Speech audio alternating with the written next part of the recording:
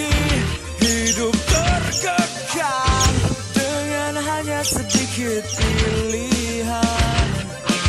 Dengarkan aku berkata, aku bukan makhluk lemah yang harus dimanjakan.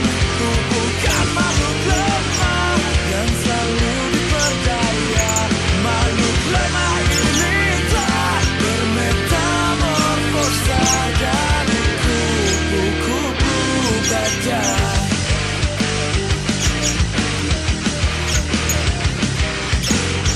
Aku tak akan lagi menjadi korban egoisnya kaum yang kuat.